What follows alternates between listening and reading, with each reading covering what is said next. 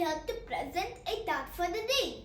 Today's thought is, the hard days are what makes you stronger.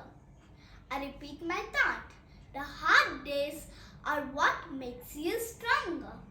It means going through hard times. Don't worry. It will only boost your experiences in life and make you stronger at the same time. Never run away from them. Thank you. Thank you for watching this video. If you like this video, don't forget to like and subscribe to my channel. Bye. Have a good day.